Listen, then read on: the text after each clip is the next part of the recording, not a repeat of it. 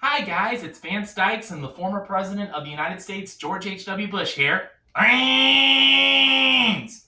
Decade of brains!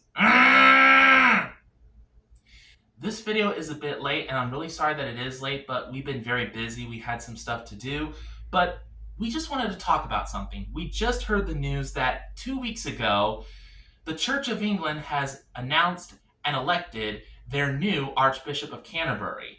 And it's a historical event because they actually chose a woman. I hope I pronounced her name right. It's Sarah Mullally. I think I pronounced her name right. Mullally! Sarah Mullally! Yeah, that sounds right.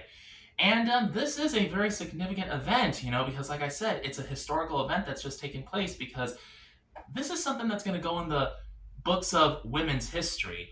That for the very first time, a woman has been chosen to be the Archbishop of Canterbury, which is considered one of, if not the most important position in all of Anglicanism. Basically, Christianity in the Anglican tradition, which goes back to the Church of England, which is basically the mother church of all of Anglicanism.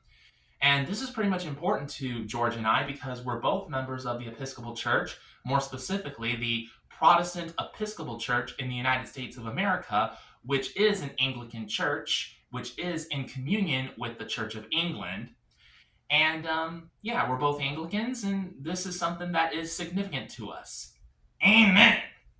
Well, I wouldn't be so quick to say that, because there are some people that have issues with Sarah Mullally being the Archbishop of Canterbury. You got the traditional Christians like Reverend Brett Murphy. Shout out to him, by the way. He's a fellow YouTuber. You got these traditional Christians that are pretty much saying that a woman having any ecclesiastical position as a deacon or a priest or a bishop, and especially an archbishop, it goes against the teachings of the Bible. It's supposed to be 1 Timothy chapter 2, where St. Paul, or someone who writes on behalf of St. Paul, says, I forbid a woman to have authority over a man. And anyone who knows anything about the first epistle to Timothy, it's supposed to be an epistle that pretty much talks about how a church is supposed to function. The 3rd chapter talks about the qualifications of being a bishop and a deacon, or whatever your translation may say, because some translations will say overseer and deacon, some will say pastor and deacon, but yeah. So you've got some traditional Christians that are not really happy about Sarah Mullally being appointed the Archbishop of Canterbury simply because she's a woman, and they feel like that her being a woman and being appointed to be an archbishop is a contradiction to what St. Paul or his contemporaries preach about in the first epistle of Timothy. You talk too much. This is one of those moments where I actually enjoy talking. And, there's also other Christians who are traditional and conservative, but they don't share the same opinions as the Reverend Brett Murphy. They don't really have an issue with her being a woman, but they have an issue with her having very progressive and liberal, and dare I say, woke views. Because if I remember correctly, Sarah Mullally, she's pro-choice, she's pro-LGBTQ, she's all for gay marriage or blessing of gay civil unions, even though the Bible is pretty clear that marriage is supposed to be between one man and one woman, and anything else besides that is sinful. Even marriage between two men and a marriage between two women, I'm just giving you facts right now. I'm not stating my own beliefs. I'm just basically, giving the facts. Chicken! How the heck can a zombie cluck like a chicken so perfectly? You need ventriloquist! Right.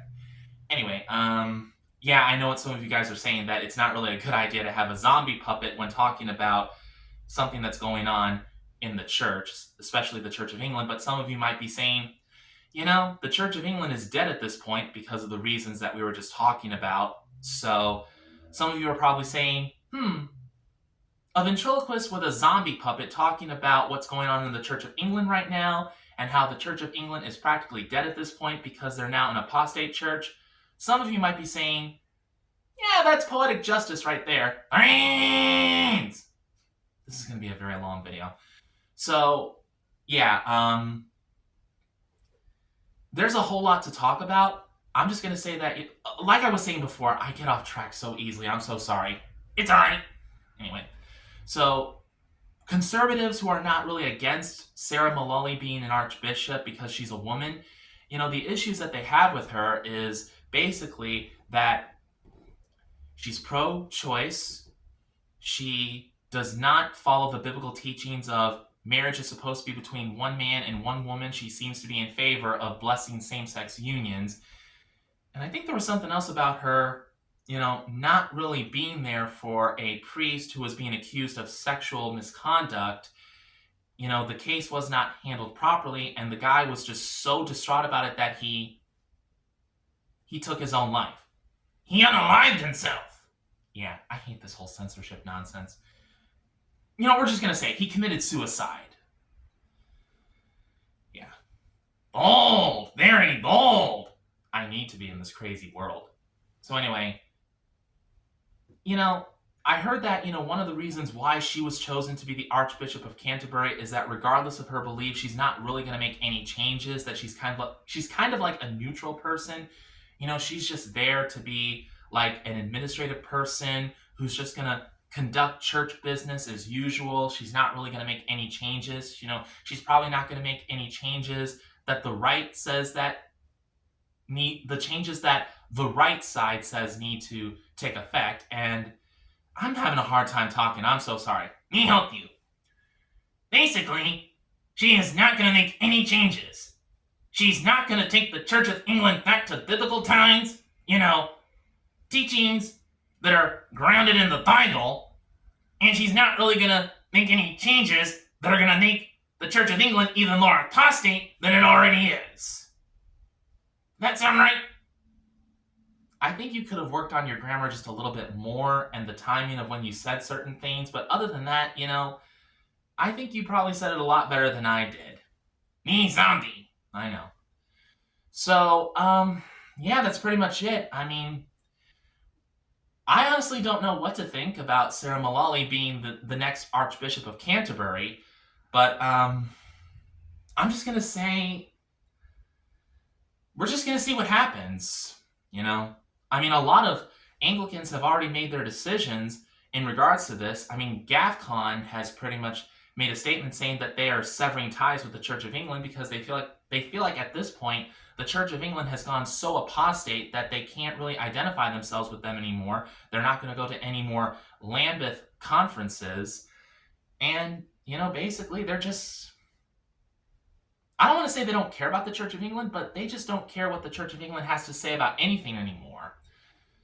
So it's kind of like there's like a new Anglican communion, like a new mother church of Anglicanism in the works of coming to fruition.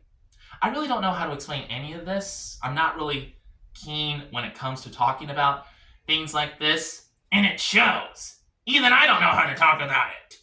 And I'm supposed to be smarter than Vance. What makes you smarter than me? Me eat more brains than you do. I don't eat any brains. That's why you know smart. Well, here's what I wanted to get at. I really don't know what to think about Sarah Mullally being the new Archbishop of Canterbury, but what about you?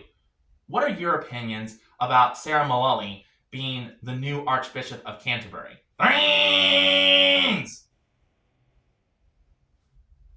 I honestly don't know what that means. It means me hungry for brains! Well, I guess that's all the time that we have. Thank you for watching if you stuck around to the end. Have a great day and God bless you. You're gonna fight me now. Ah!